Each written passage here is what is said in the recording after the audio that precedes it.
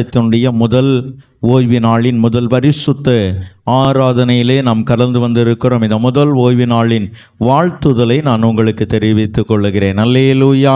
சொல்லுங்களேன், அல்லேலூயா. நம்மை ஆசீர்வதிக்கிற எபிரேயர்கள் நிருபம் 11வது அதிகாரம் 40வது வசனம். எபிரேயர் 11:40. நம்மை அல்லாமல் பூரணராகாதபடிக்கு விசேஷித்த நன்மையானதொன்றை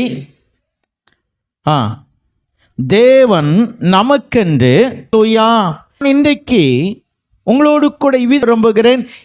நமக்கு தருகிற விஷயங்களையோடு கூட நம்முடைய வாக்கு உங்களோடு கூட ஞாபகப்படுத்த விரும்புகிறேன்.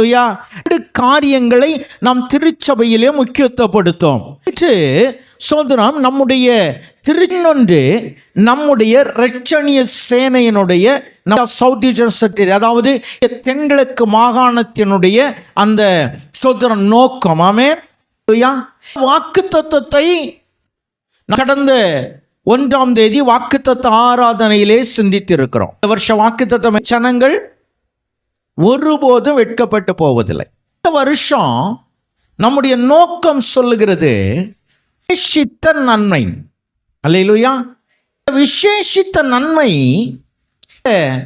விசேஷித்த நன்மை இந்த வசனத்துக்குள்ள போகும்போது குறிப்பிடுகிறது நம்மை இல்லாமல் பூரணராகாதபடி. இங்கெல்லாம் யார்? இவர்கள் எல்லாம் நம்மை இல்லாமல் பூரணராகாதபடி.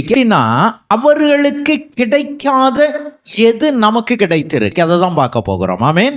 எபிரேயர் 11வது அதிகாரத்திலே சொல்லப்பட்டவர்களுக்கு கிடைக்காதவைகள் நமக்கு எது கிடைத்திருக்கிறது? நல்ல கவனிங்கன்னா, எபிரேயர் 11 சொல்லும் பொழுது இது விசுவாச வீரர்களின் பட்டியல். எபிரேயர் 11 என்பது விசுவாச வீரர்களின் பட்டியல். ஆரம்பிக்கும் போதே சோதரம் இதை எழுதியவன் பவுல் என்கிற தர்க்கத்திற்கு எடுத்துக்கொள்வோம் என்று சொன்னால், இதை எழுதிய ஆக்கியோன் சொல் விசுவாசம் என்பது நம்பப்படுகிற காணப்படாதவைகளின் வாசிங்கமாவது ஒருவர். விசுவாசமானது நம்பப்படுகிற காணப்படாதவைகளின் நிச்சயமாக இருக்கிறது. வாசிங்க.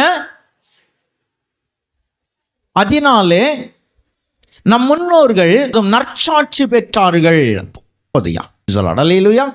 நல்ல கவனிங்க. விசுவாசம் என்பது நம்பப்படுகிற உறுதியும் காணப்படாதவைகளின் நிச்சயமாயிருக்கல. நம் முன்னோர்கள் நற்சாட்சி பெற்றார்கள். இந்த வசனத்திற்குள் ஆழமாய் போனா, இந்த நற்சாட்சி அவர்கள் விசுவாசித்தார்கள், விசுவாசியாய் நின்றார்கள், விசுவாசத்தில் அவர்கள் அசைக்கவில்லை, விசுவாசத்தினால் ஜெயித்தார்கள்.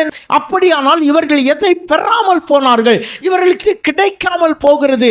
சோதரா, இவர்களுக்கு இல்லாத விசேஷித்த நன்மை நமக்கு எது வைக்கப்படுயா?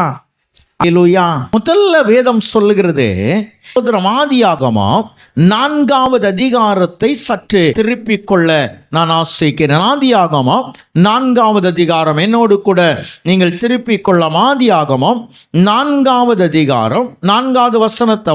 ஆபேலும் தன் மந்தையின் தலையீற்றுகளிலும் அவைகளில் கொழுமையானவைகளிலும் சிலவற்றை கொண்டு வந்தான். ஆபேலையும் அவன் காணிக்கையும் கர்த்தர். எபிரேயர் 11:4. விசுவாசத்தினால் ஆபேல் காயினுடைய பலியிலும் மேன்மையான பலியை தேவனுக்கு செலுத்தினான். அவன் போதும், அவன் நீதிமான் என்று சாட்சி பெற்றான். சந்தோஷமா சொல்லுங்களேன், அல்லேலூயா. வேதம் சொல்லுங்க, ஆபேல் கொடுத்த காணிக்கை இது சோதரம், இது போதனையினால் வந்த காணிக்கை அல்ல, இது விசுவாசத்தினால் வந்த காணிக்கை. அல்லேலூயா. அப்படின்னா காணிக்கை என்பது விசுவாசத்தின் அடிப்படையிலே செலுத்தப்பட வேண்டிய, கொடுக்கப்பட வேண்டிய. ஏற்கனவே ஆபேலையும் கீனையும் குறித்து நான் சோதரர் உங்களோடு கூட பேசியிருக்கிறேன். என்ன செய்தான்? மந்தையின் தலையீற்றுகளிலும் அவைகளில் கொழுமையானவைகளிலும் சிலவற்றை கர்த்தருக்கு காணிக்கையாய் கொண்டு வந்தான். ஆபேலையும் அவன் காணிக்கையும் கர்த்தர் அங்கீகரித்தார். நீங்க நல்ல கவனிங்க. விசுவாசம் என்ன தெரியுமா? காணிக்கைகளை செலுத்தி நான் தேவனிடத்தில் அங்கீகாரம். ஆனா இந்த ஆபேலுடைய காணிக்கையுடைய உண்மை என்ன? வேதம் சொல்லுகிறது. 11:4 வசனம் சொல்லுகிறது, இதனாலே அவன் நீதிமான் என்று சாட்சி கொடுத்தானே. அவன் காணிக்கைகளை குறித்து சாட்சி கொடுத்தார். அவன் மரித்தும் இன்னமும் பேசுகிறான். நல்ல கவனிங்க. தேவனிடத்தில் இன்றைக்கு ராஜாக்களுடைய காலங்களில் ராஜாக்களுக்கு காணிக்கை கொண்டு வந்தார்கள். நான் அவர் மேல வைத்திருக்கிற அன்பையும் மரியாதையும் நல்ல கவனிங்க. காணிக்கை அப்படிங்கிறது எங்க சுருங்கி போச்சு தெரியும்? காணிக்கை என்கிற ஒரு கான்செப்ட் சுருங்கி போய்விட்டு எதெல்லாம் கர்த்தருக்கு கொடுக்கிறோம். விளைச்சலின் முதல் பலனை கர்த்தெடுப்பதில் தவறுவதில்லை. விளைச்சல் தசமபாகத்தை கர்த்தருக்கு கொடுக்கிறதில் தவறுவதில்லை. வருமானத்தில் கர்த்தருக்கு கொடுக்கிறது தவறுவதில்லை. வேதம் சொல்லுகிறது, திறந்து பிறக்கிற சுதந்திரம் தனை பேர் என்னுடைய முதல் தலை மனிதரில் கற்பந்திறந்து பிறக்கிறவைகளும் கர்த்தருடையது. ஆடு குட்டி போட்டுச்சு, மாடு குட்டி போச்சுன்னா கடவுளுக்கு கொண்டு விடுற பிரச்சனையே இல்லைங்க. ஆனா முதல் குழந்தைய கர்த்தருக்கு கொடுக்கிறதுல தான் எத்தனை பேர் தேவ ஊழியத்திற்காய் தேவனுக்காய் எத்தனை பேர் நம்முடைய முதல் குழந்தைகளை அர்ப்பணித்திருக்கோம். நம்முடைய மூதாதையர் செய்தாங்க. மூத்த பிள்ளை, அதுவும் நம்முடைய மூதாதையர்களோட ஜபம் கொஞ்சம் விசேஷித்த ஜபம். என் மூத்த பிள்ளை ஆம்பளை பிள்ளையா தந்தேர்னா நான் என்ன செய்துருவேன்? இன்னைக்கு ஆம்பளை பிள்ளையும் விடுறது கொடுக்கிறது இல்லை. நல்ல கவனிங்க. தேவன் பணிவிடை செய்கிறது என்பது அது ஒரு பெரிய ஸ்லாக்கியம். கடந்த நாட்கள்ல உபவாச கூட்டத்தில் நான் பேசினது, உங்க கையில ஒரு பொறுப்பை தருகிறாரோ அந்த பொறுப்பு என்பது உங்களை தேடி வரும் பொழுது என்னைக்கு ரிஜெக்ட் பண்றீங்களோ சமூகத்திலிருந்து நீங்கள் சில காரியங்களை ரிஜெக்ட். கடந்த நாட்கள்ல ஒரு சகோதரர் என்னோடு கூட பேசினார். நம்முடைய திருச்சபை அல்ல, இன்னொரு சபையை சார்ந்தவர். நான் இன்னொரு இடத்துல கர்த்தருடைய பணியை செய்ய நான் ஒரு விஷயத்தை சொன்னேன். நான் அதை யோசிக்க அவருக்கான ஒரு பொசிஷன் அந்த ஒரு மூப்பர்கள் பட்டியலில் என்னுடைய தயவுட்ட சொன்னபோது அவர் சொன்னார், ஐயா நான் இருக்கவே மாட்டேன், என்ன விட்டுருங்க, உங்களுக்கு சப்போர்ட் எல்லாம் பண்ணுவேன். சொன்னேன், இல்லை திருச்சபைக்கு ஜெபித்து எடுத்திருக்கிறேன் சார், உங்களை இந்த பொசிஷனுக்கு கொண்டு வர வேண்டும் என்று சார் விரும்புகிறார். சோதரம் நீங்கள் செய்து கடைசி வர மறுத்துட்டார், நான் இருக்கவே மாட்டேன்ட்டாரு. டைமில் நானும் போயிட்டேன். இன்னைக்கு பேசும்போது சொல்கிறாரு, ஐயா ஏற்கனவே ஒரு முறை நாங்கள் இல்லாததுனால 3 பேரும் 2 வாரம் ஆஸ்பத்திரியில் படுத்திருந்தோம். நாங்கள் பார்க்க போகும்போது அவர் ஒரு பெற்று, அவருக்கு மனைவி, அவருக்கு பிள்ளைக்கு இன்னொரு பெற்று. நான் அதை அப்பொழுது நான் எடுத்துக்கொள்ள சொல்லும் பொழுது நான் யோசிக்க ஆரம்பித்தால், தேவன் ஒரு காரியத்தை ஒரு நிலையில கொண்டு வருகிறான்னா என்னுடைய கையில் தருவது என்னுடைய நேரத்தை, என்னுடைய தாளந்தை, என்னுடைய திறமையை கர்த்தருக்கு கொடுப்ப ஒரு வகையான காணிக்கை. திறமைகள் தேவனுக்காய் பயன்படுத்தப்பட வேண்டும். தாளந்துகள் தேவனுக்காய் பயன்படுத்த வேண்டும். பாடுகிற தாளந்தை தந்திருக்கிறார் உங்களுக்கு சோதரம். ஏதோ ஒரு காரியத்தின் தாளந்துகளை ஒருங்கிணைக்கிற தாளந்துகளை தந்திருக்க, நல்ல பேசக்கூடிய தாளந்தை தந்திருக்கிற வேறு ஏதோ ஒரு தாளந்தை கர்த்தர் உங்களுக்கு தேவனுக்கு செலுத்தப்பட வேண்டியது. சில நேரங்களில் இதை தேவ சமூகத்திலே செலுத்துவதற்கு மறந்து விடுகிறோம். ஆபேல் தலையீற்றுகளிலும் அதில் முதன்மையான இந்த காணிக்கைகள் என்கிற போது என்னுடைய நேரம் கர்த்தருக்காய் செலவிடப்படுகிறதா என்பதை எத்தனை சோதரம் நாம் எடுத்துக்கொண்டிருக்கிறோம். பெயரளவில் எழும்பின உடனே நான் காத்திருக்கிறேன் அப்படிதானா? ஆமாவா? எத்தனை பேர் நான் கர்த்தருக்கு எவ்வளவு மணி நேரம் கொடுக்கணும்னு எத்தனை பேர் கணக்கு போட்டிருக்கீங்க? அல்லேலூயா. சில நேரங்களில் இது நம்ம லிஸ்டிலே வராது. அல்லேலூயா.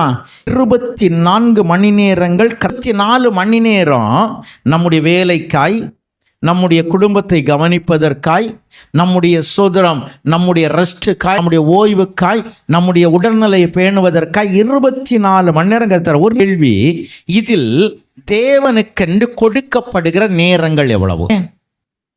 அல்லேலூயா. நீங்க நல்லா கவனிச்சு பார்த்தீங்கன்னா தேவனுக்கென்று கொடுக்கிற நேரங்கள் குறைப்போ ஆபேலை குறித்து கர்த்தர் சாட்சி கொடுத்தான். முதன்மையானவைகளை கொண்டு வந்தான்னு கர்த்தர் சாட்சி கொடுத்தார். அவன் விசுவாசத்தினாலே நீதிமான். இப்பொழுது ஆபேலுடைய ரத்தம் பூமியில் பட்டதோ, இப்பொழுது ஆபேலுடைய ரத்தம் பூமியில் சிந்தப்பட்டதோ, ரத்தத்தின் சோதன சத்தத்தை கேட்க ஆரம்பித்து விட்டார். அல்லேலூயா. நாளை நீதிமான் ஆனவன் ஆபேல். இரண்டாவது ஒரு மனிதனை குறித்து வேதம் சொல்லுகிறது. எபிரேயர்கள் நிருபம் 4வது அதிகாரம், எபிரேயர்கள் நிருபம் 4வது அதிகாரம் 5வது வசனத்தை வாசிங்க. எபிரேயர் 11:5. விசுவாசத்தினாலே ஏனோக்கு மரணத்தை காணாதபடிக்கு எடுத்துக்கொள்ளப்பட்டான். தேவன் அவனை எடுத்துக்கொண்டபடியினாலே அவன் காணப்படாமல் போனான். தேவனுக்கு பிரியமானவன் என்று அவன் எடுத்துக்கொள்ளப்படுவதற்கு முன்பே. இன்னொரு மனிதனை குறித்து வேதம் சொல்லுகிறது. ஏனோக். வேதம் சொல்லுகிறது இந்த ஏனோக்கோடு கூட சஞ்சரித்து வாசிங்க. ஆதியாகமம் 5வது அதிகாரம், ஆதியாகமத்தின் புஸ்தகம் 5வது அதிகாரம் 21வது வசனத்தை வாசிங்க. மெத்துசலாவை பெற்றான். 24. ஏனோக்கு தேவனோடே சஞ்சரித்து கொண்டிருக்கையில் காணப்படாமல் போஷமா சொல்லுங்களா. ஏனோக்கு தேவனோடு கூட சஞ்சரித்து கொண்டிருக்கையில் காணப்படாமல் போனான். இங்க நல்ல கவனிங்க. சிலர் சொல்லுகிற ஒரு காரியம் என்ன தெரியுமா? சிலர் சொல்லுகிற ஒரு காரியம் வாழ்க்கை சில நேரங்களில் தேவனோடு கூட சஞ்சரிப்பதை தடை செய்து விடுகிறது. ஏன் ஜபிக்கிறீங்களான்னு கேட்டா அம்மாமார் சொல்ற ஒரு நல்ல ஒரு பதில் என்ன தெரியுமா? அந்த பிள்ளைகளையும் பார்த்துக்கிட்டு சோத்தையும் பொங்கிக்கிட்டு சோமனுக்கு நேரம் இருக்கு.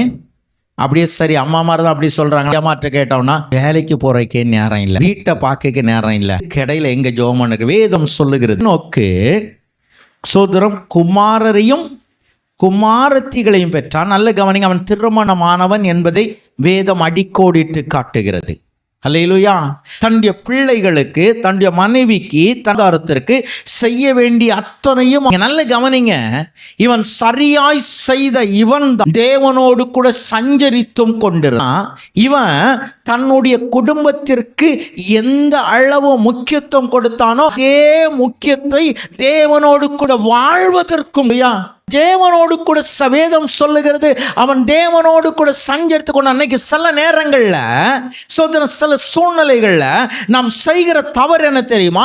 ஒன்னுல நான் தேவனோடு கூட இருக்கிறேன்னு சொல்லிட்டு கூட ஊழியர்களுக்குள்ள இருக்கிற சில பெரிய தவறு என்ன தெரியுமா? சோதனம் ஊழியம் ஊழியம் ஊழியம்னு ஓடுறவங்க நேரங்களை குடும்பத்தை என்ன செய்துறோம்? விட்டு விடு. ஆமென். அல்லேலூயா. சில நேரங்களில் நம்முடைய பிள்ளைகள் ரட்சிக்கப்பட்ட அபிஷேகம் பெற்ற புதுசுல பார்த்தீங்கன்னா சோதரம் அம்மா மாற்ற திட்டு வாங்கிக்கிட்டே இருக்கும். எதுக்கு பார்த்தாலும் அந்த பிள்ளை என்ன செய்யிருக்கோம்? பைபிளை கையில் தூக்கி வச்சுட்டு இருக்கோம். பார்த்தாலும் நான் ஜோமனை போன சொல்ல அப்பந்தான் அந்த அம்மா சொல்றது எப்போ பாரு ஒரே பைபிளா பாரு சபம். கொஞ்சம் வீட்டு வேலையை செய்யக்கூடாதா? நல்ல கவனிங்க. நீங்கள் உங்களுடைய பொறுப்பு தேவனுக்கும் கொடுக்க வேண்டிய ரெண்டையும் சமமா பார்க்க தெரிந்து கொள்ளவையா? கர்த்தர் தந்திருக்கிறவைகள சமமாய் நடக்க. கர்த்தர் இந்த உலகத்தை விட்டு உன்னை பிரித்தெடுத்து இந்த உலகத்தை எல்லாவற்றையும் விட்டு விட்டு என்னை சோதரம் பின்பற்றி வரணும் அப்படின்னு சொல்லி கர்த்தர் ஒரு பொழுது உன்னை பொறுப்புகளோடு கூட உன் சிலுவையை சுமந்து கொண்டு என்னை பின்பற்றி தான் கர்த்தர் சொல்லுகிறது. காணப்படாமல் போனான்னு வேதம் சொல்லு. மூன்றாவது ஒரு மனிதனை குறித்து அதே எபிரேயர் 11 நமக்கு ஞாபகப்படுத்து. சோதரம் வாசிக்கலாம். எபிரேயர் சோதரம் 11வது அதிகாரம் 7வது வசனம். விசுவாசத்தினாலே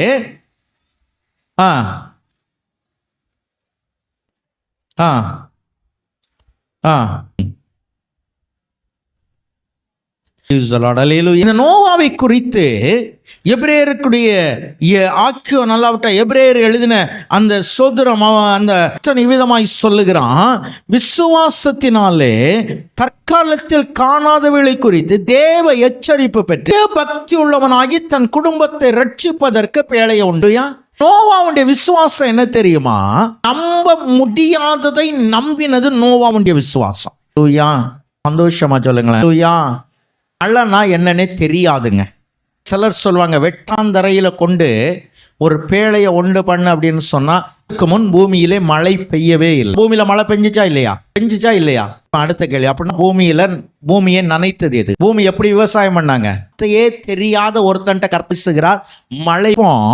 நோவா தேவ எச்சரிப்பை பெற்றான். வேதம் சொல்லுகிறது, நோவா தன் காலத்தில் வாழ்ந்தவர்களுக்குள்ளே, அவன் காலத்தில் வாழ்ந்தவருக்கு நீதிமான். இந்த நீதிமான் உன்னுடைய சோதனை கணவனை குறித்து, உன்னுடைய திருச்சபை குறித்து வருகிறதோ சோதனை கவனமாயிருக்கணும்.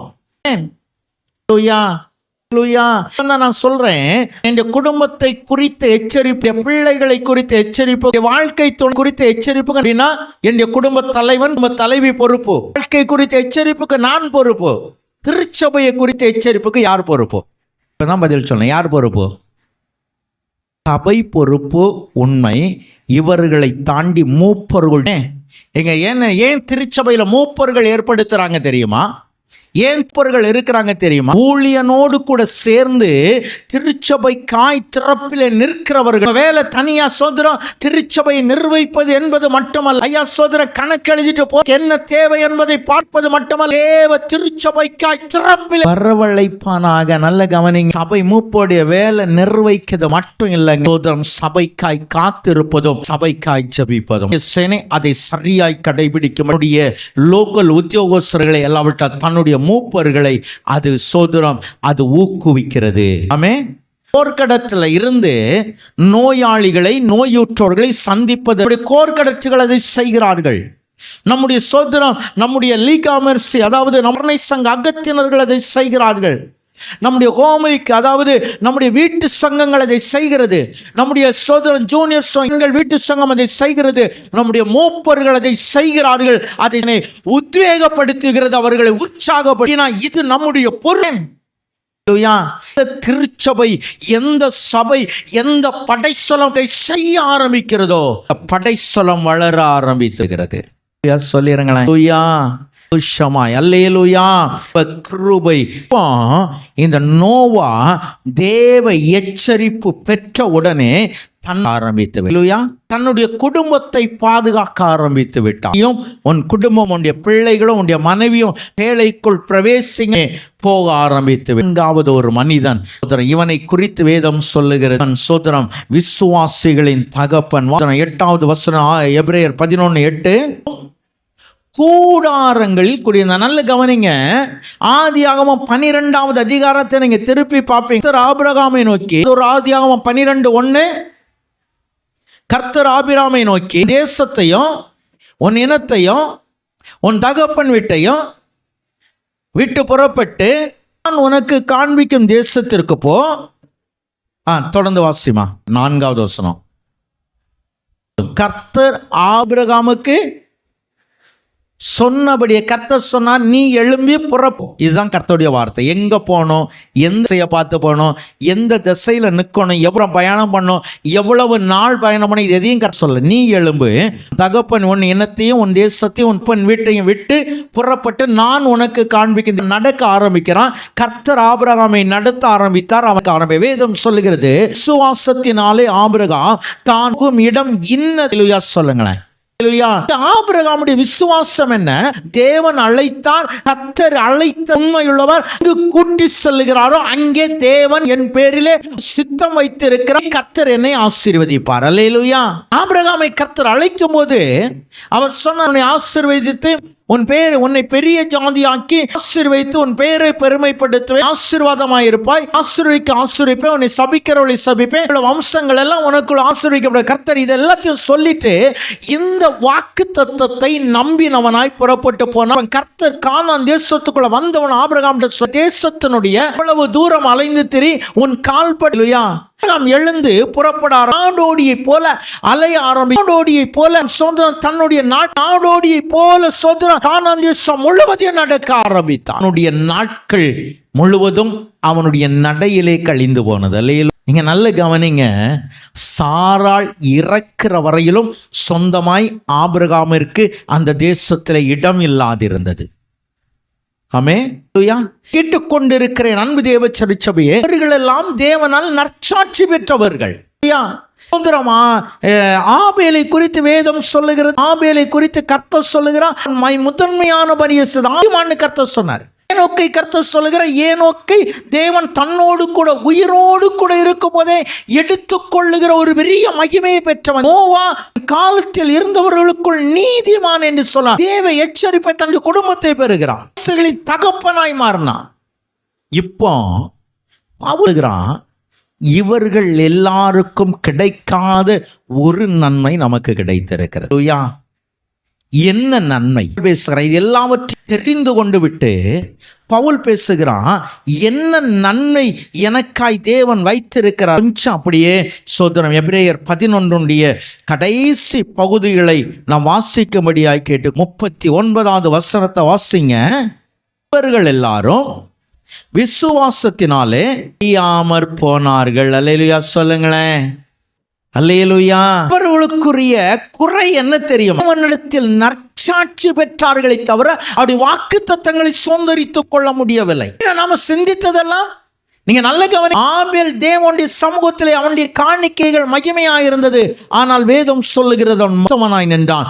முதல் மரணம் ஆபேலுடையதாயிருந்தது. நோக்கு தன் குடும்பத்தோடு கூட சோதனம் இருந்து கொண்டிருக்கையில் தன்னுடைய வாழ்நாளை முடிக்கப்படாதவனாய் தேவனோடு கூட சோதனம் தன் குடும்பத்தை மட்டும் அவனால் ரட்சிக்கப்படும். உலகம் ஆக்கினைக்குள்ள தீர்க்கப்படுகிறதை நோவாவால் சோதனம் அவனால் தடுத்துக் கொள்ள. வாக்குத்தத்தம் பண்ணப்பட்ட தேசத்திலே பரதேசியாய் சஞ்சரியா கூடாரங்களில் குடியிருந்தான். யாரோடு கூட தெரியுமா? தத்தம் பண்ணப்பட்டவர்கள் வாக்கு தத்தத்துக்கு சொந்தக்காரர்களோடு கூட கூடாரத்தில் குடியிருந்த. வேதம் சொல்லுகிறது, இவர்கள் எல்லாரும் வாக்கு தத்தத்தை தூரத்திலே கண்டார். நமக்கு கர்த்தர் வைத்திருக்கிறது. நமக்குள்ள கிருபை என்ன? கர்த்தர் வாக்குத்தத்தம் பண்ணப்பட்ட சுதந்திரித்துக் கொள்ள முடியாதபடி இவர்கள் நம்மை அல்லாமல் இவர்கள் பூரணமாக மாட்டாலே. நமக்கு இந்த பூரணம், நமக்கு வாக்குத்தத்தம் எப்படி இருக்கிறது? ஒரு முறை கூட வாசிக்கலாம். 2 கொரிந்தியர் 1வது அதிகாரம் 20வது வசனத்தை வாசிங்க. 1:20 2 கொரிந்தியர். தேவனுடைய வாக்குத்தத்தங்கள் எல்லாம் இயேசு கிறிஸ்துவுக்குள் என்றும் ஆமென் என்றும் தத்துவம் உறுதிப்படுத்தப்பட்டிருக்கிறது. இயேசு கிறிஸ்துவின் மகிமையில் பழைய ஏற்பாட்டில் இயேசு கிறிஸ்துவின் வல்லமையில் பழைய ஏற்பாட்டுகளை இயேசு கிறிஸ்துவின் சொந்த பரிந்து பேசுதல் இல்லை. இந்த புதிய ஏற்பாட்டுக்குள்ளாய் கிறிஸ்துவின் பலி என்றைக்கு கொடுக்கவன் தம்மை கிருபாதாரம் என்றைக்கு அறிவித்தாரோ, ஒப்பு கொடுத்தாரோ, அன்னைக்கு வேதம் சொல்லிச்சு வாக்குத்தத்தம் ஆம் என்றும் ஏன் என்றும் செய்தி கொடுக்கும். எதுக்காக தீர்க்க தரிசனம் வரும்போது ஆமேன்னு சொல்றது தெரியுமா? ஆமே உங்களுடைய வாக்கு தத்துவத்தை உறுதிப்படுத்தி உங்களுக்கு சுத்தமாக்கி தருகிறது. அல்லேலூயா. என்னை கேட்டுக்கிற என் அன்பு தேவ திருச்சபையே, என்னை கேட்டுக்கொண்டிருக்கிற அன்பு தேவ திருச்சபையே, ஏன் என் சனங்கள் ஒருபோதும் வெட்கப்பட்டு போவதில்லை? கர்த்தர் வெட்கப்படாதிருக்கிற கிருபையை தந்திர வாக்கு தத்துவத்தை கிறிஸ்து நமக்கு உறுதிப்படுத்தி தந்து நமக்காய் கொடுக்கப்பட்டிருக்கிற விசேஷித்த நன்மை. தங்களை தட்டி கர்த்தருக்கு இதுதாங்க நம்முடைய விசேஷித்த நன்மை.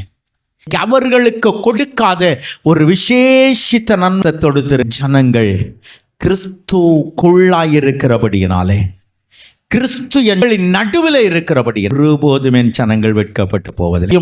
இந்த பட்டியல் நமக்கு ஞாபகப்படுத்த ஒரு முறை கூட சோதரன் நம்முடைய வாக்குத்தத்தத்தை வாசிக்கும்படியாக்கி சோதரம் யோவேல் தீர்க்கதரிசி புஸ்தகம் சோதரம் நீங்கள் ஒரு முறை கூட கொஞ்சம் நிறுத்தி வாங்கள்.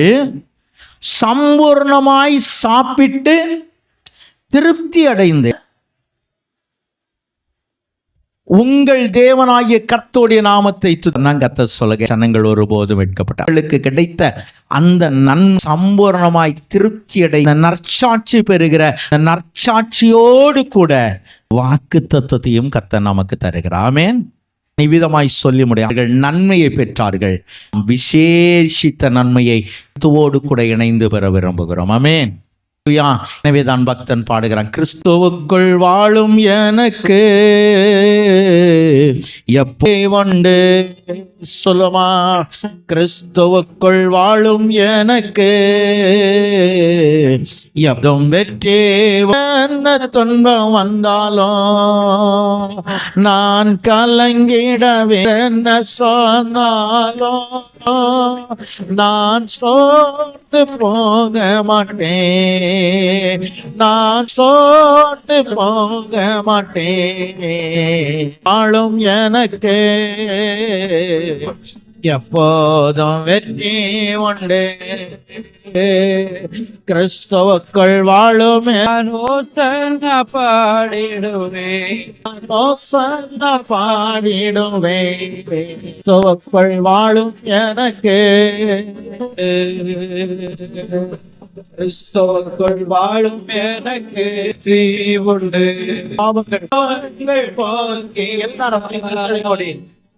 கண்களை தேவனுடைய